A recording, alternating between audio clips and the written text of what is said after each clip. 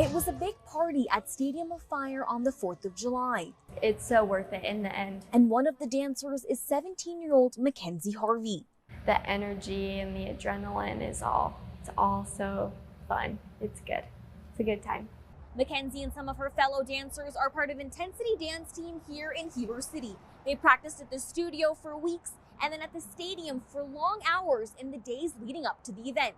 So when something crazy happened to Mackenzie, she knew the show still had to go on. I was so shocked that I would have never known that would have happened to me. So crazy. Let me show you what happened. Here's Mackenzie standing in formation when fireworks went off. It happened so fast. I remember seeing the fireworks going into the crowd in different places, and it came right behind me, so I wasn't expecting it at all. I was just in shock, like it hurt, like it sent a shock through my body. Fireworks hit Mackenzie, leaving her with burns on her arm and her leg and a well on her back too. But she still had a routine to perform. I was just thinking, oh, there's no way I put in all that work and I'm not gonna go perform it. I was so excited and pumped. Her dance studio director, Carissa Mullen, was with Mackenzie helping her get taken care of. So we go to the EMT, she gets checked out, and they're trying to do their job, but she's like, yeah, can we make this quick? I need to perform. And I said, yeah, can we just wrap it up? And then if we're still in pain, we'll come right back. We just need a quick wrap up and then we'll go. She got bandaged up and went back to doing what she loves. And we went back out and she got in position and she nailed it. And she did a fantastic job on her routine. Mackenzie tells me she's still processing everything and is just happy to be okay, and also proud of herself for going back to dance. The fact that I had that stamina and endurance to keep going, and I'm glad that I'm strong enough to do that. Michael Duggar showed us the view from his home near the top of Berkmont Mountain.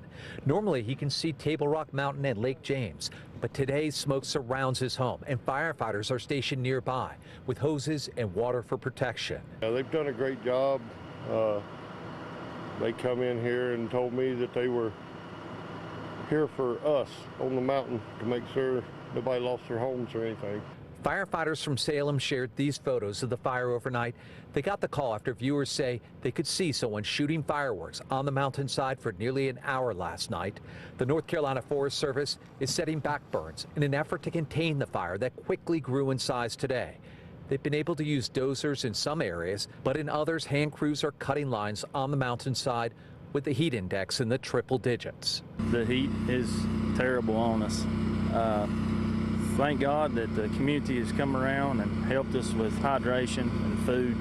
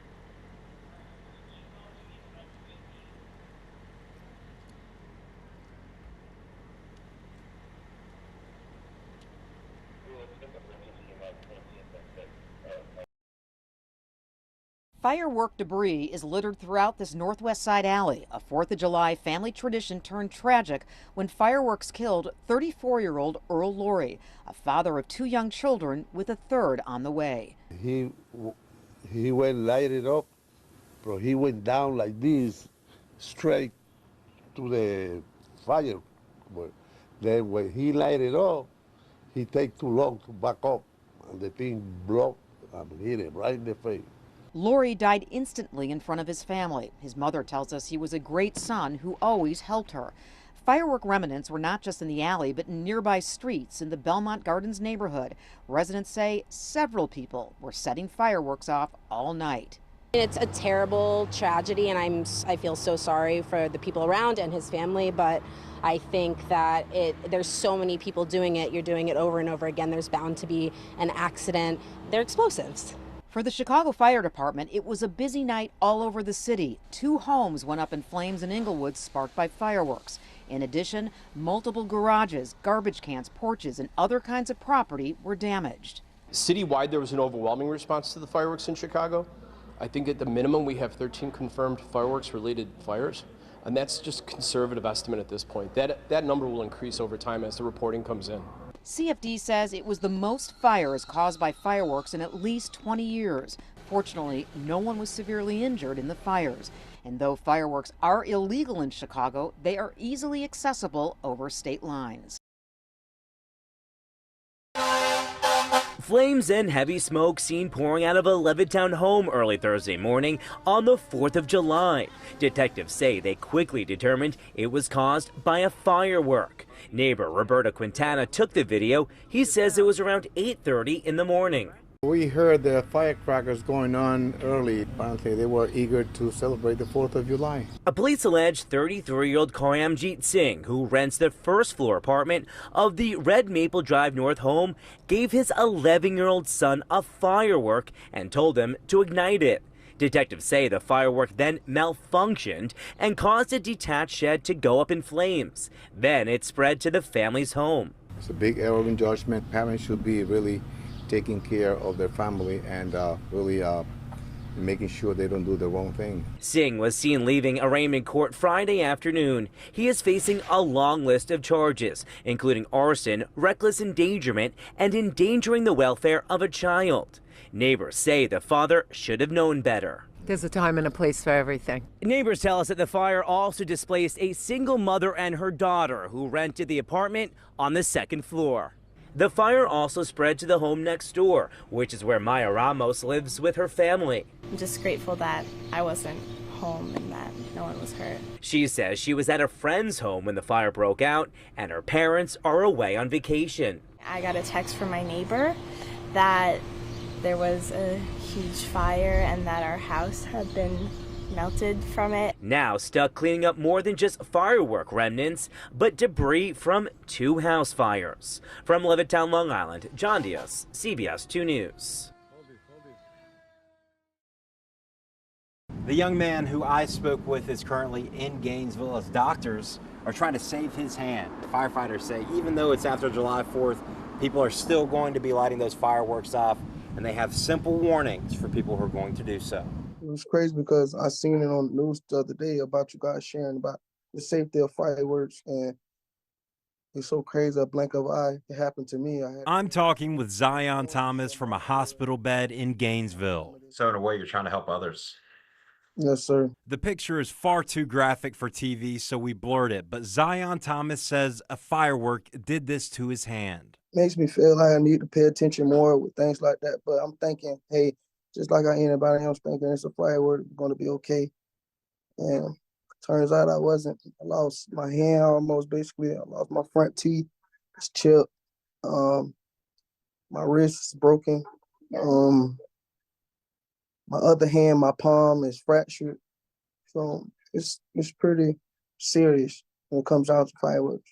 Thomas tells me the firework may have been expired. The Jacksonville Fire Department says that's not information they're able to confirm. But Captain Eric Proswimmer says they did respond to his home as well as others. We definitely had calls. I know there was some serious calls where people took serious injuries as a result of fireworks. According to the Consumer Product Safety Commission, in 2023, 9,700 people went to the hospital after being injured by fireworks. 35% of them suffered injuries on their hands. Tragically, 8 people died last year from injuries related to fireworks. Captain Proswimmer says people lighting off their leftover fireworks should be extra careful and definitely don't hold them in your hand.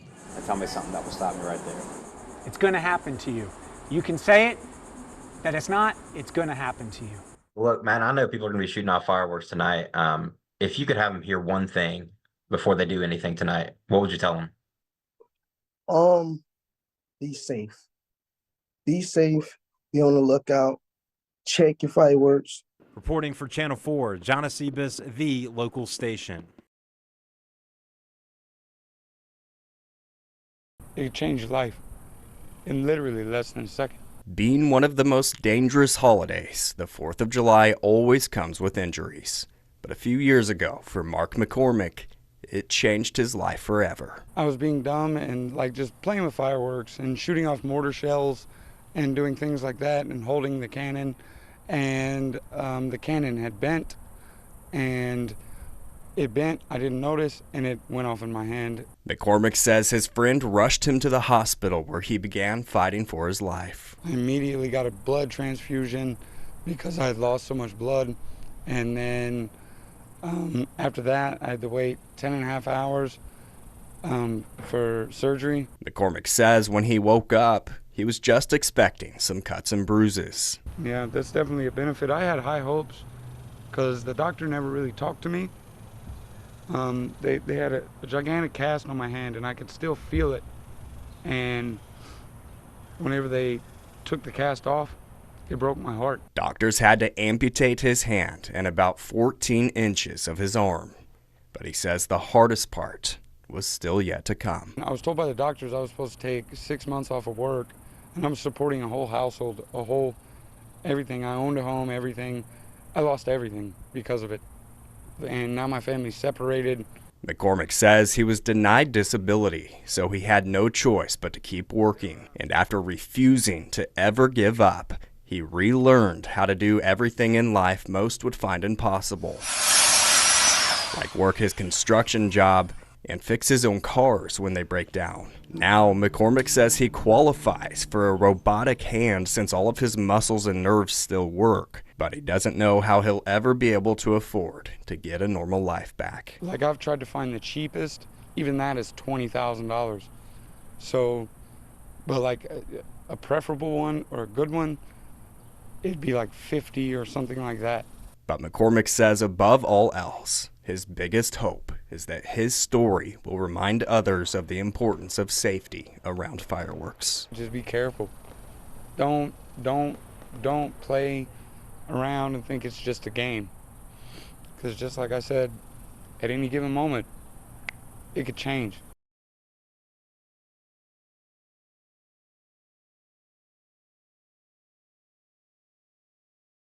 Is it an emu? Newtown Township residents couldn't believe their eyes. A 6-foot emu strolling down Atkinson Lane in the pouring rain. Owen Lentz saw it the night of July 4th. I was scared because it kept opening its mouth and it had really long, talons or claws on its feet. Neighbors tried to corral it. By the time police arrived, the flightless bird had retreated into the woods. I think it's crazy, and I think it's still out in those woods out there. The emu originally escaped from this farm called Earth's Best Organics about a mile away, where they raise emus for their eggs. Rosie Alfaro is the emu's owner. She was all the way in the back. We already secured her enclosure. She busted through the fence. She got so spooked out from the fireworks. But Alfaro was determined to get her emu back. She and her employees found the bird in the woods where it was last spotted, but catching it wasn't easy. The hunt turned into a full-out chase. They repeatedly tried to lasso the emu, but the bird simply ran away. Minutes later, success. CBS News Philadelphia was the only station there as employees hauled the 150-pound bird out of the woods and into this trailer. Back at the farm, the bird was carried to its enclosure. Alfaro says she's going to take the emu to a vet to check for a possible leg injury. It was the end of a wild day. And how do you feel now? Much better. One less thing to worry about.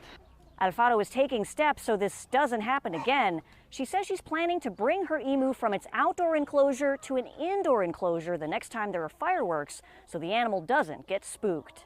In Newtown Township, Madeline Wright, CBS News, Philadelphia.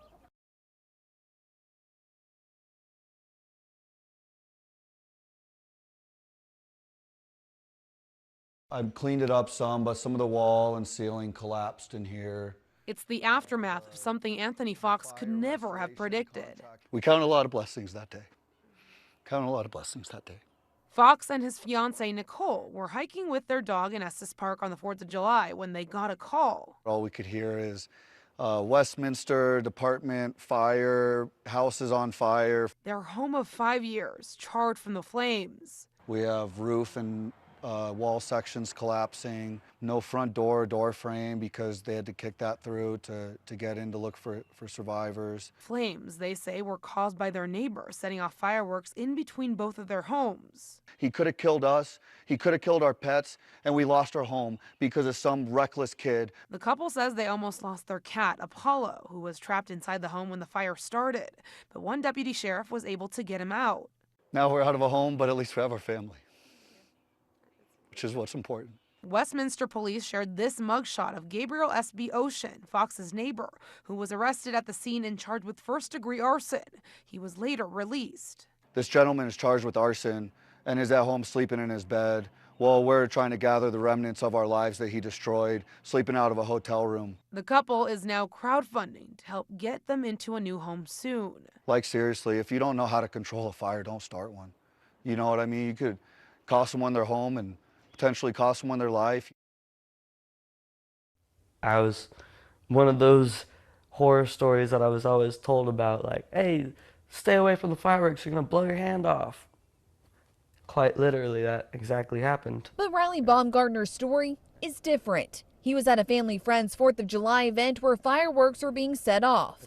Riley says someone there was intoxicated and threw a sparkler bomb. When I seen them like light it and just toss it a few feet in front of them, I was instantaneously scared. I was like, as soon as this thing goes off, they're blind or dead. But the scariest part, 2 young children ran toward it, and Riley jumped into action and grabbed the lit firework. I went to go throw it, and as soon as I got about here, boom. And I was like, oh, whoa. And I looked down, and there was just nothing there. Medics rushed Riley to Harborview Medical Center. Surgeons had to amputate his damaged right hand. He also suffered burns on his body. I ran out there and I just put myself in front of it because I'd rather it be me than anybody else. After 5 days, Riley is now out of the hospital and just beginning his recovery. Yeah, I know. And the realization that his life is changed forever. I just gotta do this at least 3 times a day, every day for 30 minutes. Doctors say he can't work for 2 months. I called my job. I'm a lifeguard. I'm not going to be able to lifeguard anymore. I can't give someone CPR without a hand. I can't swim good without a hand. The accident taking a physical and emotional toll. I want to be able to take care of myself. I want to be able to stand up and not hurt. I want to be able to tie my pants and tie my shoes. But there's one thing getting him through the pain. Knowing that the kids are okay is really the only thing that's keeping me going. The West Tex Connect Fireworks Spectacular last night was something many Abilenians were looking forward to, but no one expected to go up in flames. K-Texas reporter Copeland Welch spoke to one attendee that saw it all. It kind of turned into this. Some residual fireworks going off and then the fire in the back. That was Gabby Murphy, one of the many attendees at the West Tex Fireworks Spectacular on Wednesday night. Murphy told us she took her family to the show to enjoy fireworks, but instead, they had a scary experience. They just kept going up and up until you couldn't see them, and then they started kind of falling down. And I was like, let's hope they're not towards us or, anything like that. Murphy says the chaos continued after the drone show. She told us when the fireworks started, it was obvious things were not going as planned. You can tell right off the bat that they were having a malfunction. Things were popping off super close to the ground. And then all of a sudden you can see red. And I was like, something is on fire. They got it put out. They were like, okay, they continued. Another fire started and it kind of grew pretty big, and they just kind of was like, ending the show slowly. Drones falling from the sky is something no one wants to see. But Murphy says her greatest concern was the safety of her kids. Honestly, the biggest thing we told our kids was if you hear or see one hit the ground, pretty much get under the truck, because you just don't know what's going to happen after that. That's a lot of drones to be falling out of the sky.